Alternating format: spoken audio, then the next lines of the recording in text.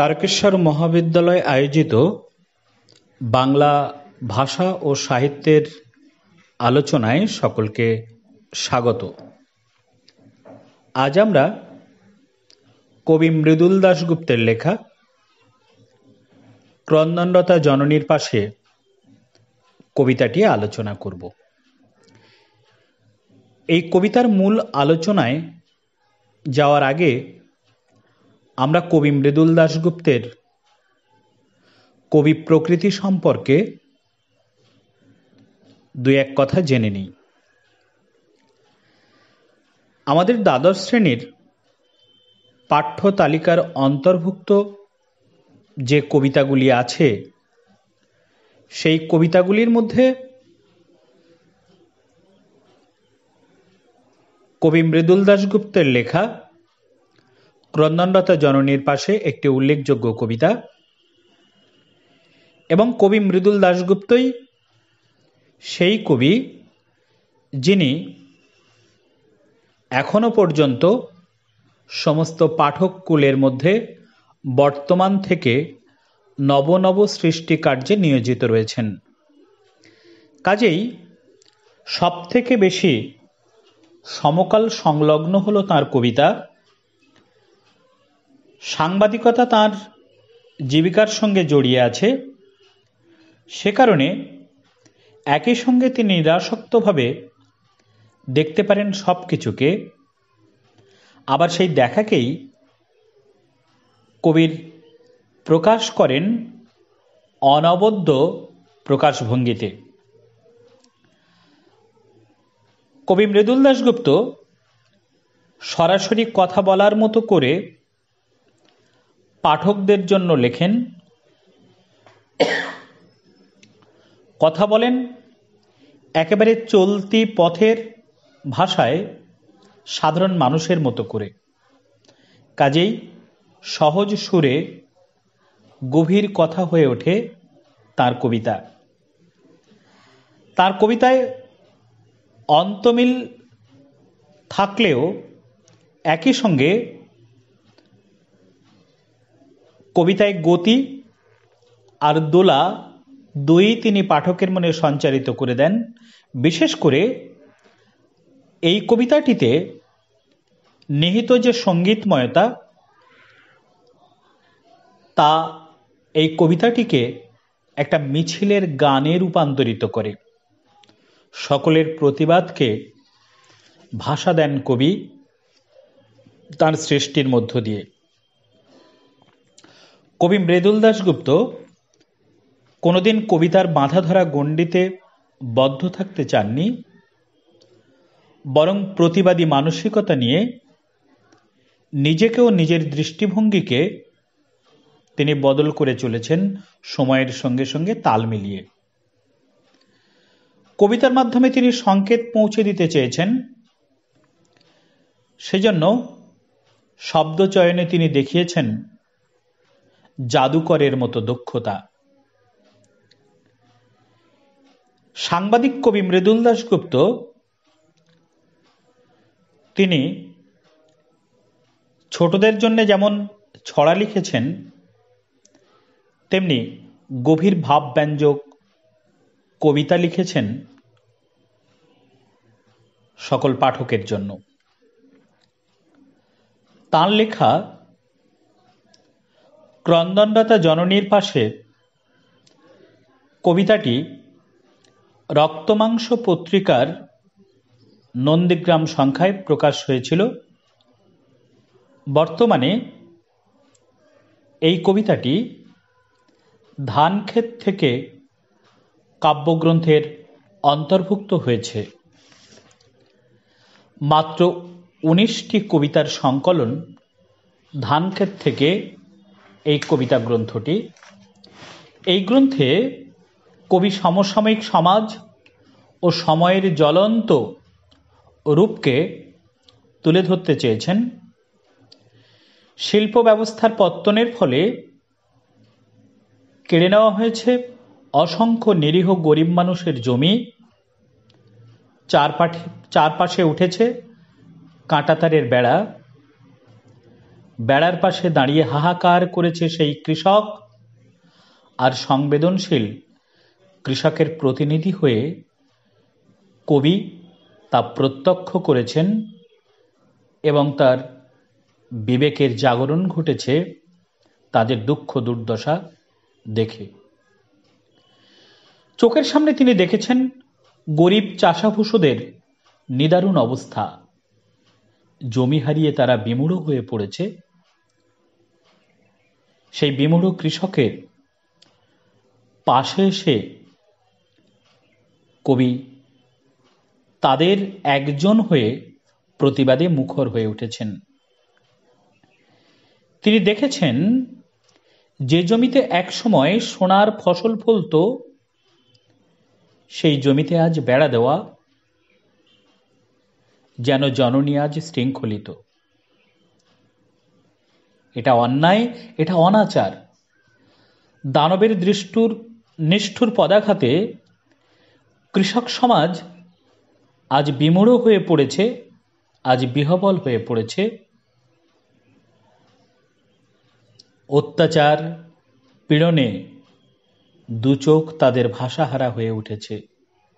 এ অন্যায় সহ্য করা কবির পক্ষে অসম্মানের। কবি দেখেছেন একসময় কৃষকদের উপরে অকথিত নির্মম অত্যাচার শুরু হয়েছে, চরম নৈরাজ্য চলেছে কৃষিজমির চারপাশে। জমিকে ঘিরে জারি হয় ১৪৪ ধারা।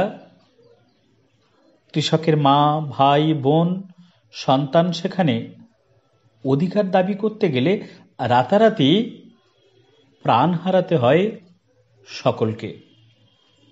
অপহৃতা হয় কৃষক কন্যা। অন্ধকারে ইটের বেড়ার ভেতরে চলে পাশবিক খুন, ধর্ষণ। এ অন্যায়, এ অপশাসন কবি মেনে নিতে পারেননি। অন্যায়কে তিনি মেনে নিতে পারেননি বলে অপরাধীর কালো মুখ লুকিয়ে রাখা তিনি পছন্দ করেন না। তিনি জানেন এই অপরাধীরা সভ্যতার আদিম গুহাবাসী বন্য মানুষের মতো হিংস্র। এদের মধ্য থেকে বোধ, বুদ্ধি, চেতনা আজ দূরীভূত হয়েছে। সভ্যতার আদিম পৈশাচিক উল্লাস দেখে কবি কখনো কখনো মুষড়ে পড়েছেন। তিনি দেখেছেন সিঙ্গুর থেকে নন্দীগ্রাম সর্বত্রই অশান্তি আর কান্না। মা ভাই বোনের মৃতদেহ ঘরে ঘরে ছড়ানো। তারা অত্যাচারিতা, তারা ধর্ষিতা। সাম্রাজ্যবাদের বিভৎস উল্লাসের পাশাপাশি রাজনীতির কুটিল অভিযান কবি প্রত্যক্ষ করেছেন। তিনি শাসকের দুরাচার দেখে ঊর্ধ্বাকাশে দেব দেবতাদের সিংহাসনকে যেন টলে যেতে দেখেছেন। তাদের অসহায় অবস্থা দেখে সেদিন খ্রিস্ট কাতর হয়েছে। মোহাম্মদের দু চোখ থেকে জল ঝরেছে অনর্গল। কৃষকের বাঁশিতে আজ আর সুর নেই, বাঁশি বাজাতে গিয়ে তার গলা গেছে ফুলে।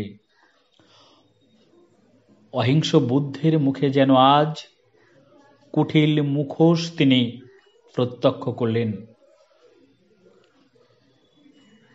এসব দেখে বিবেকবান কবি স্থির থাকতে পারেন না। অসহায় মানবাত্মার পাশে তাকে দাঁড়াতেই হয়। জননীর চোখ ফাটা জল তিনি সমবেদনায় মুছিয়ে দিতে চান কবিতার মধ্য দিয়ে, গানের মধ্য দিয়ে, ছবি আঁকার মধ্য দিয়ে।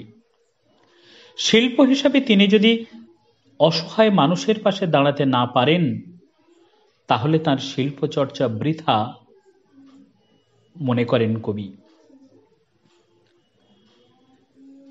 কখনো কৃষকের জীবনের শরিক হয়ে তিনি নিজেকে বলেছেন, আমিও তো কবিতা কৃষক। নিঃশব্দে বসে থাকা তার মানায় না। সেজন্য রাজনীতির ভয়ঙ্কর গুন্ডামি, ধান্দাবাজি, দাদাগিরির জেরে কৃষক সমাজ যখন বিপর্যস্ত, কবি সেই বিপর্যস্ত সমাজের পাশে দাঁড়িয়েছেন। তাদের উপর যে শোষণ, নিপীড়ন করা হয়েছে, কবি তার প্রতিবাদে মুখর হয়ে উঠেছেন এবং তিনি প্রত্যক্ষ করেছেন রাজনীতির দাদারা কিভাবে প্রকাশ্যে দাপিয়ে বেড়ায়, কিভাবে মানুষকে বিপদের মুখে ঠেলে দেয়, প্রত্যক্ষ করেছেন। আর সেই ভণ্ড নেতার মুখোশ তিনি খুলে দিয়েছেন কবিতায়। তার লেখা একদিন কবিতায় সেই ভণ্ড নেতাদের রূপ তিনি তুলে ধরেছেন। আমরা সেই কবিতাটা একবার পড়ে শোনাব। থমথমে মুখ তার, গমগমে গলা, দুহাত দুলিয়ে তার ওস্তাদি চলা, পেল্লাই বাড়ি তার, গাড়ি কাচ ঢাকা, চাকরি বাকরি নেই, কাঁড়ি কাঁড়ি টাকা, আগে পিছে রক্ষীরা, সাথে শত চেলা, শহরে বসান তিনি বার্ষিক মেলা, সব্বার দাদা তিনি, কারণন দাদু, থানা ও পুলিশ কেনা, বাঁহাতের জাদু। এইসব নেতাদের দুর্নীতি আর স্বার্থপরতা সমস্ত সমাজ জুড়ে সৃষ্টি করেছিল সেদিন একটা কালো অধ্যায়। তিনি এজন্য এদের ছদ্মবেশধারী দানব রূপকে তুলে ধরেছেন সর্বসমক্ষে। এই সব কিছু দেখে কবির প্রতিবাদী মন প্রতিবাদে মুখর হয়ে ওঠে, কিন্তু প্রকাশ্য রাজপথে নেমে অস্ত্র হাতে লড়াই করা তো কবির পক্ষে শোভা পায় না। তাই শোষণ আর অন্যায়ের বিরুদ্ধে, অত্যাচারীর বিরুদ্ধে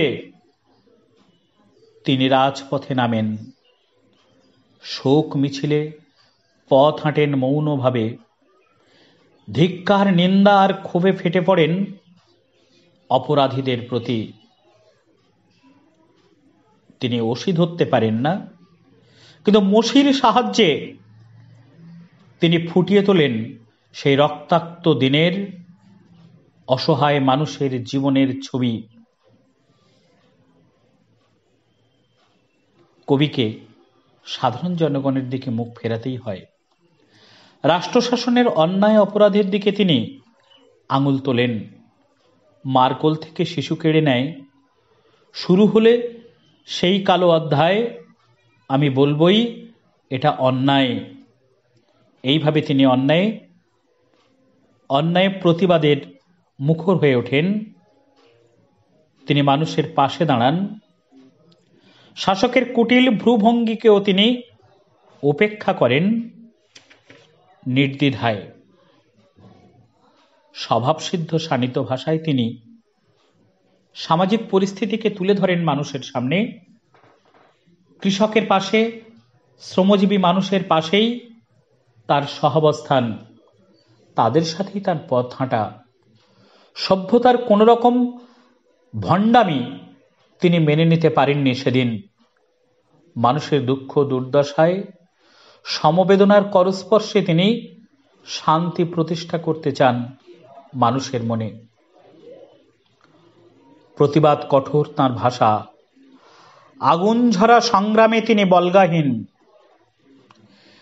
তিনি নির্দ্বিধায় ঘোষণা করেন সকলের সামনে, গরল আমি ডরাই না হে, বিষে আমি ভয় পাই না, আমি মৃদুল দাশগুপ্ত, আমি আরব গেরিলাদের সমর্থন করি। তার এই ভাবনার, তার এই চিন্তার প্রতিফলন ঘটেছে তার ক্রন্দনরতা জননীর পাশে কবিতায়। আমরা পরবর্তী অংশে ক্রন্দনরতা জননীর বিষয়বস্তুতে কবির এই মানসিকতা কিভাবে ফুটে উঠেছে তা দেখব। ক্রন্দনরতা জননীর পাশে এই কবিতায় আমরা প্রবেশ করার আগে কবিতার বিষয়বস্তু কি সে সম্পর্কে একটু জেনে নেওয়ার চেষ্টা করি।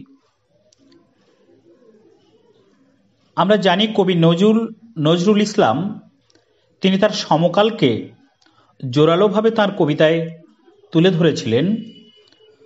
কবি নজরুল ইসলামের মতো কবি মৃদুল দাশগুপ্ত তিনিও তার কবিতায় তার সমকালকে তুলে ধরেছেন ভীষণভাবে। পাশাপাশি আমরা যে একথাও জানি, মহৎ কবিতা একই সঙ্গে সমকালীন এবং চিরকালীন। হয়তো সমকালীন কোনো ঘটনাকে কেন্দ্র করে কোনো কবিতা লেখেন, কিন্তু সেই সমকাল চলে গেলেও মহৎ সৃষ্টি, মহৎ কবিতা চিরকালীন হয়ে দাঁড়ায়। তাই আজ থেকে শতবর্ষ পরে দাঁড়িয়ে পাঠক সেই কবিতা পড়েন তার সময়ের নিরিখে, তার সময়ের সঙ্গে মিলিয়ে। এখানেই কবির সার্থকতা। ক্রন্দনলতা জননীর পাশে কবিতাটি শুরু হয় ক্রন্দনলতা জননীর কথা বলে, যে জননী দেশমাতৃকা, যে জননী আমার তোমার সকলের ধাত্রী সমাজ। দেশ জননী সমাজমাতা আজ লাঞ্ছিতা নিগৃহীতা, আর তাই তিনি প্রতি মুহূর্তে কেঁদে চলেছেন। কবি স্পষ্টতই বলেন, এই ক্রন্দনলতা জননীর পাশে থাকতে না পারলে শিল্পী হিসাবে, একজন সংবেদনশীল মানুষ হিসাবে দাবি করাই বৃথা। সাহিত্য তো মানুষের সঙ্গে মানুষের সংযোগ সাধনের কথা বলে, কিন্তু এই সংযোগ সাধন করতে গেলে প্রয়োজন হয় একটা সংবেদনশীল মন ও মননের। শিল্প সৃষ্টির জন্য চাই একটি অনুভূতিপ্রবণ হৃদয়। কবিতা লেখা হোক, গান গাওয়া হোক, আর ছবি আঁকাই হোক, শিল্পের যে প্রান্তই শিল্পে স্পর্শ করে থাকুক না কেন, তিনি যদি সমাজ সংলগ্ন না হন, বিপন্ন সমাজের অবস্থাতেও যদি তিনি সেই ক্ষয়ে যাওয়া সমাজের পাশে এসে না দাঁড়ান, তবে তার শিল্প চর্চা বৃথা। এটা কবির ক্রন্দনলতা জননীর পাশে কবিতার প্রথম স্তবকের এটাই বিষয়বস্তু। আমরা দ্বিতীয় স্তবকে আসলে দেখব কবি সহজ সুরে গভীর কথায় অপমৃত্যু লাঞ্ছিত, হত্যায় রক্তাক্ত আমাদের চারপাশের পরিবেশকে সকলের সামনে তুলে ধরেছেন। তিনি বলছেন, নিহত ভাইয়ের সব দেহ দেখে যদি ক্রোধ তৈরি না হয়, তবে সমাজে ভালোবাসা বা মূল্যবোধ অর্থহীন হয়ে যায়। তার কারণ, সমাজ শেখায় সকলের সঙ্গে মিলেমিশে বাঁচতে, সমাজ শেখায় ঐক্যবদ্ধ হয়ে হাতে হাত রেখে চলতে। ভালোবাসা আপন হতে বাহির হয়ে বুকের মাঝে বিশ্বলোকের সাড়া পেতে শেখায়। যদি অকারণ হত্যার, অনর্থক হিংসার প্রতিবাদটুকু একজন শিল্পী না করেন, তবে সামাজিক মানুষরূপে তার দায়িত্ব অপূর্ণ থেকে যায়। বোঝা যায় মানুষের প্রতি তার ভালোবাসা, সামাজিক মূল্যবোধে তার আস্থা দুর্বল এবং আরোপিত, তার কোনো বাস্তব ভিত্তি নেই। তাই কবি এই দুর্দিনে মানুষের পাশে দাঁড়িয়েছেন, তাদের দুর্দশার শরিক হয়ে তাদের জীবনের কথা বলেছেন। তাদের হয়ে তিনি বিবেকবান সমাজের চোখ খুলে দিতে চেয়েছেন। এবার আসবো আমরা কবিতার তৃতীয় স্তবকে। কবি কি বলছেন? এই স্তবকে কবি নারীর অবস্থানটিকে সকলের সামনে তুলে ধরেছেন। তিনি দেখিয়েছেন সমাজ থেকে প্রতি মুহূর্তে যে মেয়ে নিখোঁজ হয়ে যাচ্ছে সেই মেয়েটির ছিন্ন ভিন্ন শরীরকে তিনি পড়ে থাকতে দেখেছেন জঙ্গলের পাশে। যে সমাজে নারীর সম্মান সম্ভ্রম এভাবে প্রতি মুহূর্তে লুণ্ঠিত হয়, বিপর্যস্ত হয় নারীর মানবিক রূপটি, সে সমাজকে জঙ্গল বললেও কম বলা হয়। সেই সমাজে মানবিক সভ্যতার অস্তিত্ব বিপন্ন এ কথা কবি সকলকে দেখাতে চেয়েছেন। তার কণ্ঠস্বরে বুঝতে পারা যায় নারীর দুর্দিনে তার ছিন্ন ভিন্ন শরীর দেখে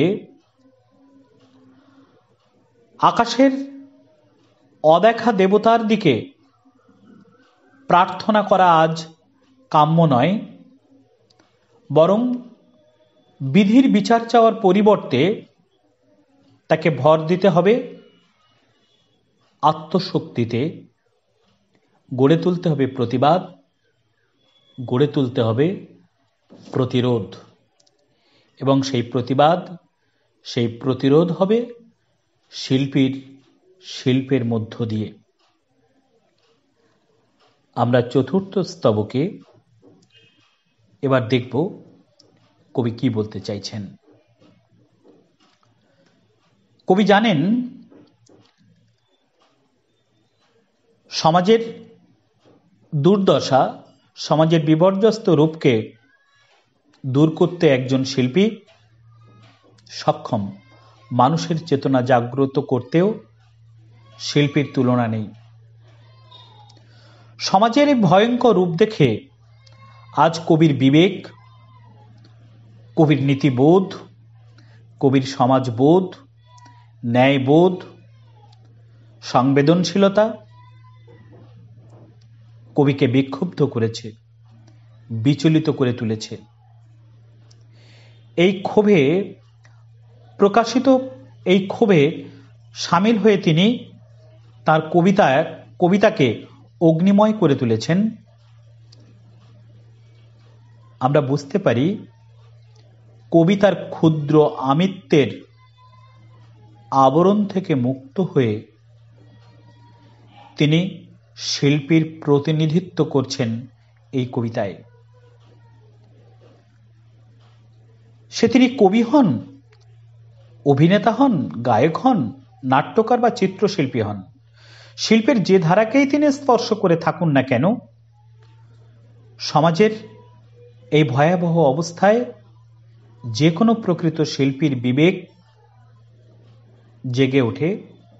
বিবেকবান শিল্পী সমাজের মানুষের পাশে দাঁড়িয়ে তাদের হয়ে তিনি প্রতিবাদ এবং প্রতিরোধ গড়ে তোলেন। শিল্পীর মূল্যবোধ জাগ্রত হয়, তার বুকে জমা হয় বারুদ, আর সেই মূল্যবোধ আর সেই বুকে জমে থাকা বারুদকে তিনি শিল্পের মধ্য দিয়ে প্রকাশ করতে চান। তিনি প্রকাশ করতে চান রেখায়, প্রকাশ করতে চান লেখায়, প্রকাশ করেন গানেতে, কখনো ছবিতে। এই প্রতিবাদ শুধু কবি মৃদুল দাশগুপ্তের কবিতাতে দেখা গেছে তা নয়, এই প্রতিবাদ দেখা গেছে চিরকাল ধরে সমাজ সচেতন প্রতিটি শিল্পীর শিল্পে। কখনো আমরা দেখেছি রবীন্দ্রনাথের বঙ্গভঙ্গ আন্দোলনের প্রতিবাদে রাখি বন্ধনের মধ্য দিয়ে তিনি গানে তিনি অগ্রণী হয়ে, শিল্পের দ্বারা অগ্রণী হয়ে সমস্ত মানুষকে তিনি একতাবদ্ধ করতে চেয়েছেন। আবার আমরা দেখেছি হিটলারের শাসনে ব্রেক্টের শিল্পের মধ্য দিয়ে ব্রেক্ট নির্ভীক চিত্তে একনায়কতন্ত্রের প্রতিবাদ করেছিলেন সেদিন। এই একই প্রতিবাদ আমরা ধ্বনিত হতে দেখি মায়াকোভস্কির কবিতায়, কবি সুকান্তের কবিতায়, আবার কখনো আমরা দেখি এই প্রতিবাদের সুর বিজন ভট্টাচার্যের নাটকে কখনো আমরা দেখি দীনবন্ধু মিত্রের নীলদর্পণ নাটকে এই প্রতিবাদের সুর। মৃদুল দাশগুপ্ত এই চিরকালীন সংবেদনশীল শিল্পী দলের প্রতিনিধি হয়ে মানুষের জীবনের শরিক হয়েছেন, মানুষের পাশে দাঁড়িয়েছেন, আর এই কবিতায় কবির সেই ভাবনা বাণীমূর্তি লাভ করেছে। এবার আমরা ক্রন্দনলতা জননীর পাশে কবিতাটির প্রতিটি স্তবক লাইন ধরে আলোচনা করব। কবিতার প্রথম স্তবকে আমরা দেখতে পাই কবি বলছেন, ক্রন্দনলতা জননীর পাশে এখন যদি না থাকি, কেন তবে লেখা, কেন গান গাওয়া, কেন তবে আঁকা আঁকি। এই ক্রন্দনলতা জননী কে, সেটি আমাদের মনে প্রথম প্রশ্ন জাগে, এবং জননী ক্রন্দনলতা কেন, সেটাও আমাদের জানার ইচ্ছা জাগে মনে। যে মা কাঁদছেন সেই মা হলেন দেশ জননী। আমরা বলতে পারি এই ক্রন্দনলতা জননী আমাদের এই লাঞ্ছিতা সমাজ।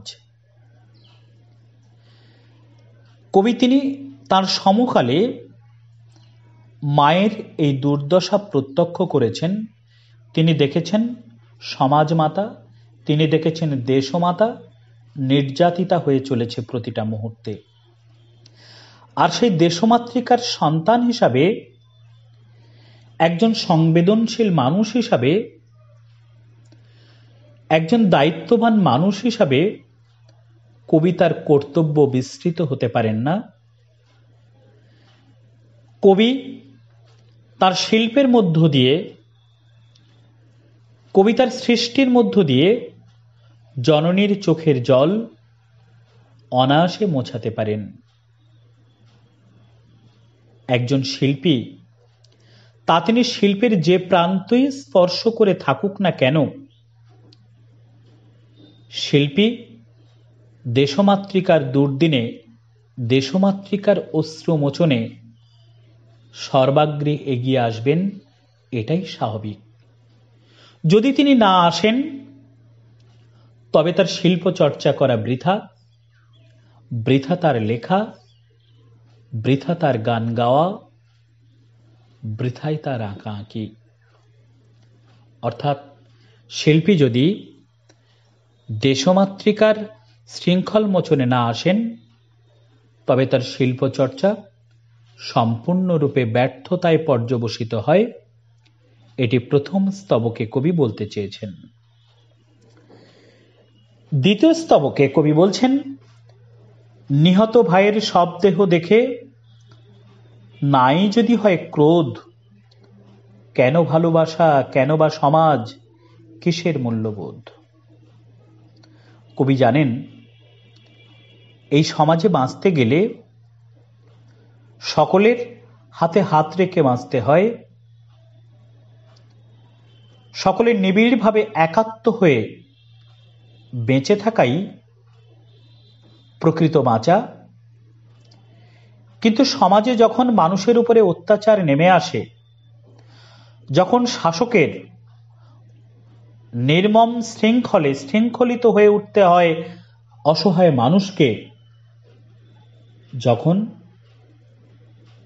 অসহায় শ্রমিক, অসহায় দিনমজুর, তারা যখন অভিজাত ধনী অত্যাচারীর হাতে অত্যাচারিত হয়,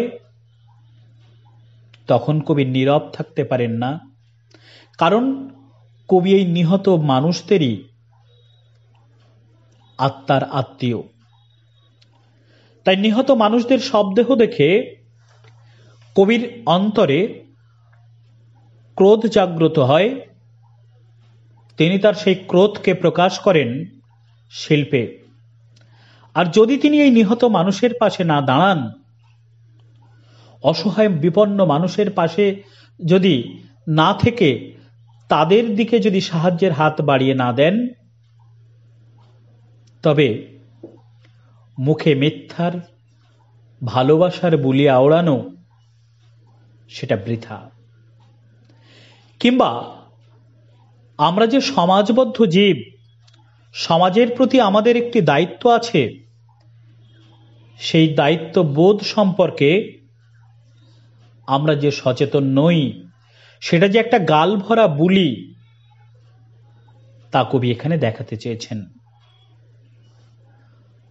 মানুষের দুর্দিনে দুর্দশায় যদি মানুষের হৃদয়ের কোণে যদি মানুষের প্রতি সহানুভূতি না জাগে, তাহলে ভালোবাসার কথা বলা মিথ্যা, সমাজের কথা বলা মিথ্যা। দীর্ঘদিন ধরে মানুষের মধ্যে যে ন্যায় নীতি বোধ, অমঙ্গল মঙ্গল বোধ, শুভ অশুভ বোধ, অর্থাৎ যে মূল্যবোধের সৃষ্টি হয়, সেই মূল্যবোধের দ্বারা যে কোনো শুভ কার্যে, ন্যায় কার্যে একজন শিল্পী এগিয়ে আসবেন, এটাই স্বাভাবিক।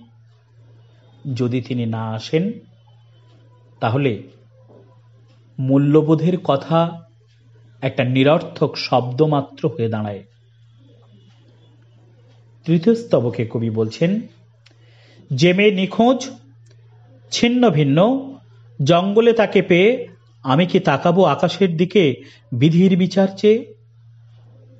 কবিতার এই স্তবকে কবি দেখেছেন নারী সমাজের প্রতি আমাদের বর্তমান লোলুপ সমাজের আচরণকে।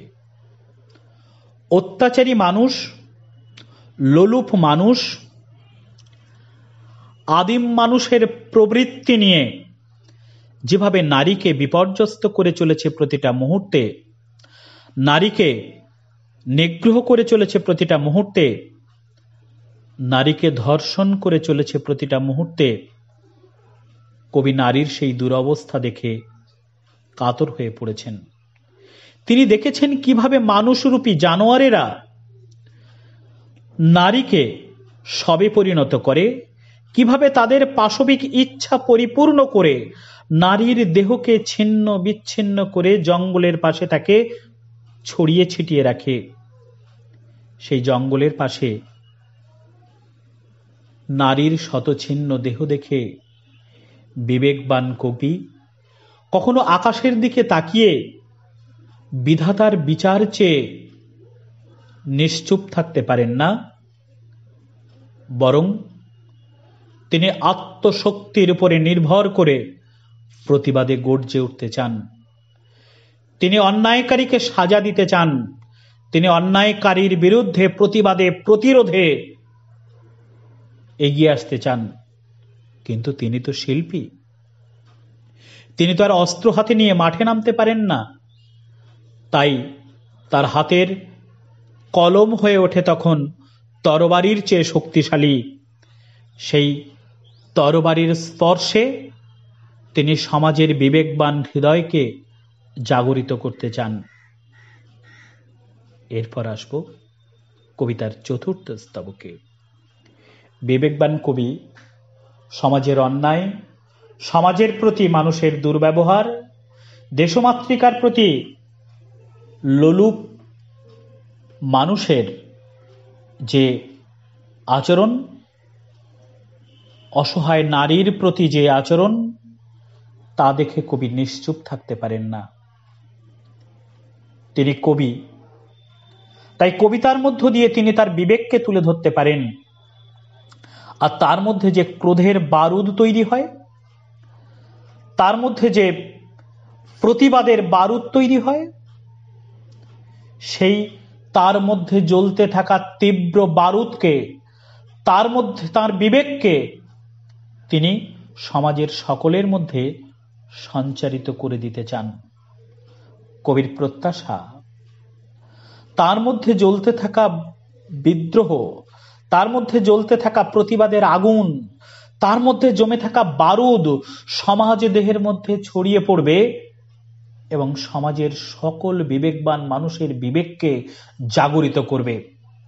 আর তখন তারা সমস্ত বিভেদ ভুলে একতাবদ্ধ হয়ে তারাও বিস্ফোরণে ফেটে পড়বে আর সেই বিস্ফোরণে অন্যায়কারী, অত্যাচারী, নিপীড়ক, ভণ্ড রাজনৈতিক নেতাদের পতন ঘটবে। আর এই পতনের ফলে গড়ে উঠবে এক নতুন সমাজ, গড়ে উঠবে এক নতুন দেশ, গড়ে উঠবে এক নতুন মানব জাতি। আর সেই নতুন দিনের আশায়, আর সেই নতুন দিনের প্রত্যাশায় কবি বুক বাঁধেন। নতুন দিনের প্রত্যাশায় তিনি সৃষ্টি করে চলেন কবিতা, নতুন দিনের প্রত্যাশায় তিনি সৃষ্টি করে চলেন গান, নতুন দিনের প্রত্যাশায় তিনি রঙে রেখায় ফুটিয়ে তোলেন একের পর এক ছবি। তিনি সমাজ পরিবর্তনের কারিগর, তিনি প্রজাপতি ব্রহ্মার তুল্য শক্তিশালী, তিনি সমাজ পিতা। তাই শিল্পের মধ্য দিয়ে তিনি তার পিতার কর্তব্য সম্পাদন করেন। আমাদের পাঠ্য ক্রন্দনরতা জননীর পাশে কবিতায়ও সেই দায়িত্ব পালন করেছেন। পিতার সেই ভূমিকায় অবতীর্ণ হয়ে